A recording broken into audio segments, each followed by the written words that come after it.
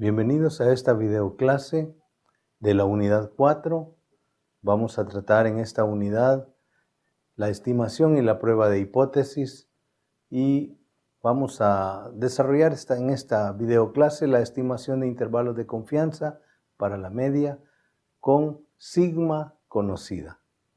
Siempre recordando que el objetivo de esta unidad es aplicar diferentes test estadísticos para validar diferentes tipos de hipótesis estadísticas. Entonces, comenzamos con el tema de la estimación y la prueba de hipótesis. En realidad, esto es lo que siempre interesa hacer cuando se hace un estudio en estadística.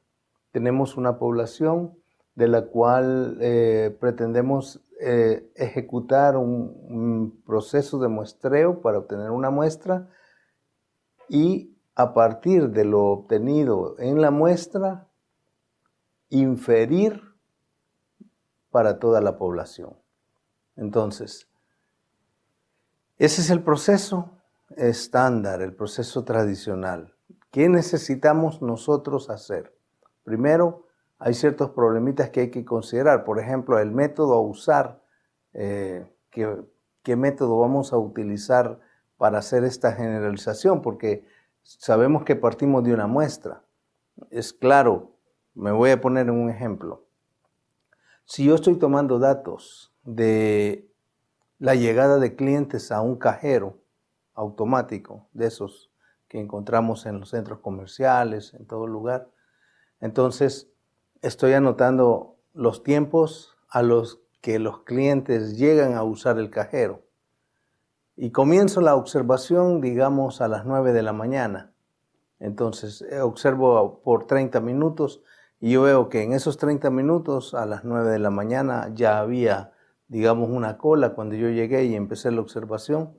Entonces, y empezaron a llegar otros clientes, digamos, hasta las 9:30.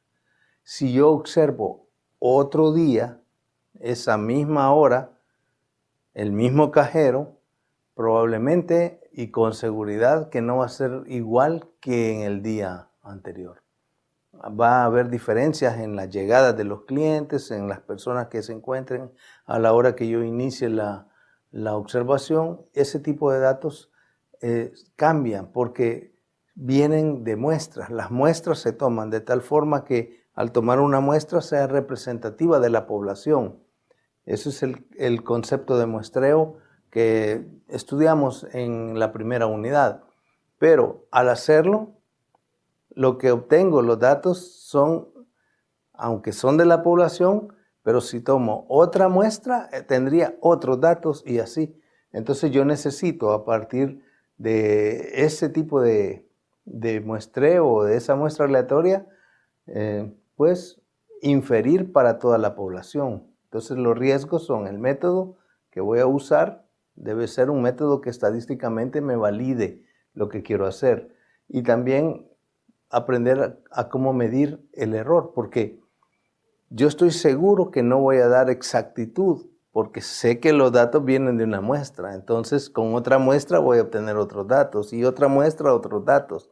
Entonces, de una muestra, lo que voy a informar no va a ser exacto. Entonces, necesito decir con cuánto error yo estoy informando lo que estoy afirmando. Entonces tengo que tener un control del error del muestreo y también pues lo que interesa, ¿verdad? En este proceso es entender que lo que se obtiene realmente cuando se obtienen muestras en realidad son elementos de una variable aleatoria. Entonces el concepto de muestreo está relacionado con lo de variable aleatoria, como lo hemos venido mencionando en toda la asignatura, no nos podemos alejar de eso. ¿Qué significa eso? Que si yo obtengo, por ejemplo, de una muestra el promedio y, por ejemplo, su varianza, entonces estoy hablando que ese promedio es para esa muestra y esa varianza es para esa muestra. Otra muestra tiene otro promedio y otra varianza. Y otra muestra tiene otro promedio y otra varianza. Entonces, los resultados, promedios y varianzas se convierten en variables aleatorias. Bastaría con hablar solo del promedio porque la varianza siempre está relacionada y siempre podemos calcularla a partir del promedio. Entonces, eso es lo que nos interesa. Vamos a ver un poquito más esto. Cuando yo hago la inferencia, entonces yo debo tener en claro que voy a hablar de parámetros de los datos que acabo de obtener. ¿Por qué necesito hablar de esto? Realmente el proceso en sí, lo que me lleva a mí es a pensar que mis datos están gobernados por cierta distribución de probabilidades. Esto es una tendencia, es decir, yo debo de empezar a pensar eso, siempre lo debo mantener pendiente, que cuando yo esté hablando de inferencias, yo estoy diciendo que mis datos están siguiendo cierta distribución de probabilidades. Entonces, las distribuciones de probabilidades, ¿qué son? Variables aleatorias a las cuales sus valores que se les han asignado como imagen a través de la variable son sus respectivas probabilidades. Entonces hablo de distribuciones asociadas a los datos. ¿Qué significa? Que si yo soy capaz de identificar de un conjunto de datos qué distribución de probabilidades se apega a ellos, entonces yo puedo con esa distribución de probabilidades hacer algo más. Puedo programarla, puedo usarla como en un proceso de aleatoriedad dentro de un programa que yo cree para que en lugar de estar observando la realidad, con mi programa, que yo ya validé que se apega a los datos de la realidad, puedo generar valores de esa realidad, de esa situación que estoy observando. Entonces me evito el problema de tener que estar observando, porque a veces las observaciones hay que hacerlas en tiempos y en momentos.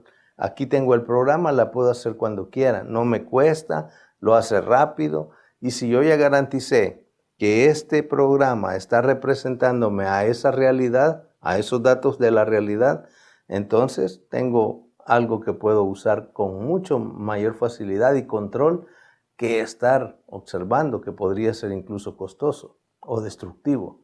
Entonces estas son las cosas para las cuales la inferencia ayuda, además de hacer como pronósticos, digamos, del comportamiento de las variables que se están observando en el tiempo. Y esto nos ayuda para que nosotros podamos decidir o tomar acciones de corrección o de prevención o de juicio o incluso condiciones de valor para el futuro en cuanto a las variables que se están observando.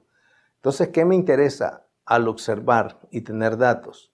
Bueno, si tengo un conjunto de datos, quiero categorizarlo, quiero observarlo, quiero graficarlo, bueno, todo eso. Pero al hablar de inferencia, necesito estimar los parámetros de las distribuciones que se están tratando de asociar a los datos. Y los parámetros tradicionales pudiera ser, si fuera una distribución, digamos, uniforme, la que se estaría tratando de observar, que se puede observar porque en el tiempo vemos que los valores casi no cambian, entonces el comportamiento es bastante uniforme. Entonces, solo necesito los dos extremos, donde se comienza y donde se terminan las observaciones. Esos serían los parámetros. Pero si fuera una distribución distinta, como exponencial, o normal, o Weibull, o beta, o gamma, o todas esas, entonces tienen otros parámetros.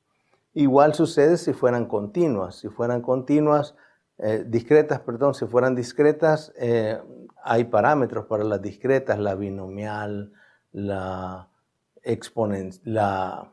geométrica, la hipergeométrica, todas esas tienen sus parámetros. Pero en cuanto hablamos de inferencia estadística, casi que nos estamos trasladando directamente al campo de las continuas, y por eso es que en la mayoría de los casos, pues, vemos que aparecen figuras como la que tenemos aquí abajo. Pero vamos a hablar de los parámetros. Aquí hay una lista de parámetros, por ejemplo, el más común, la media. Si yo tengo un conjunto de datos, puedo calcular su promedio, puedo calcular su moda, puedo calcular su mediana.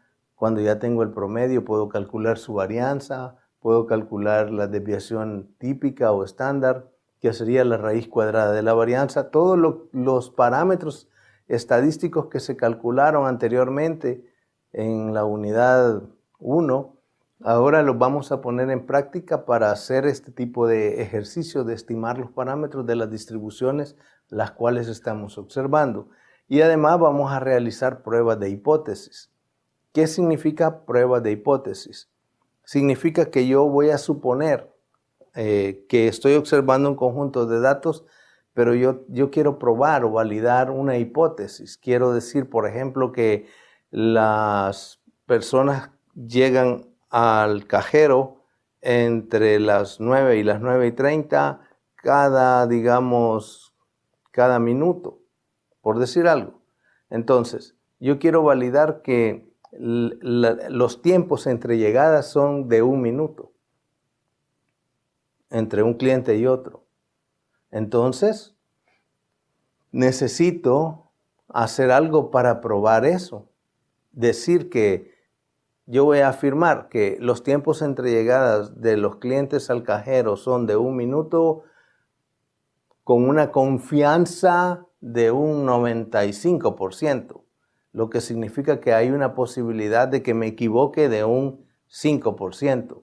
Entonces hablamos de pruebas de hipótesis y estamos en la disposición de poder realizar un test estadístico. Hay distintos test estadísticos de bondad de ajuste, para probar diferencias entre promedios, ese tipo de cosas las vamos a aprender en esta unidad. Entonces, ¿los elementos cuáles van a ser? Bueno, vamos a tener una zona de la gráfica, digamos, que se está mostrando aquí, de esta gráfica en forma de campana. Vamos a ver que hay una zona que es la zona de aceptación de la hipótesis nula y los extremos que están aquí sombreados, estos serían como las zonas donde hay rechazo. ¿Qué significa eso? Con mis datos yo voy a hacer un cálculo estadístico de un test. Ese cálculo me va a dar un valor con los datos de la muestra. Ese valor yo lo voy a comparar con un valor tabulado que ya tengo preestablecido, que es el que me indica a un cierto nivel de confianza y con cierto grado de libertad en algunos casos, qué valor está tratando de identificarme en el gráfico, dónde es que se acepta o dónde es que se rechaza. En realidad, en estadística no decimos que se acepta, porque como sabemos que los datos provienen de una muestra, eso significa que decir acepto es como una certidumbre, una certeza. Y si cambio la muestra y hago otra vez el test, probablemente lo que acepté ahora ya no lo acepte. Entonces lo que decimos es que con la información que se tiene a la mano, disponible, proveniente de la muestra, no tenemos la capacidad de rechazar la hipótesis nula. Entonces, cuando aquí dice zona de aceptación, realmente es lo correcto decir mejor zona de no rechazo, porque no podemos rechazar con la información que tenemos la hipótesis que se está afirmando. Y los extremos serían la zona de rechazo. Obviamente ahí sí, porque si el valor que calculamos de nuestros datos es un valor que cae en esa región que está sombreada, eso significa que cayó en la zona de rechazo y la hipótesis nula no se acepta, sino se rechaza. Entonces estos serían como los elementos. Cuando hablamos de parámetros, entonces hemos reconocido que el parámetro es una característica de la población y ya lo mencionamos. Puede ser la media, puede ser la varianza, puede ser una proporción de elementos con cierta característica que nos interese observar. E incluso podría ser todo el rango de datos o el recorrido de los datos desde el ordenado, desde el menor hasta el mayor. El recorrido sería la diferencia, el mayor valor menos el mayor menos el menor. Eso me daría el recorrido o el rango de los datos. La mediana, son valores, los rangos intercuartílicos, etcétera. Son parámetros que podemos calcular o que nos ayudan a identificar. Por ejemplo, en estos gráficos que están acá, podríamos encontrar diferentes parámetros porque son figuras diferentes, tienen formas diferentes. Se parecen, pero no son iguales. Entonces, ¿qué es lo que lo hace diferente? Los parámetros nos ayudan a identificar qué distribución va a ser la que se apegue más a estos gráficos.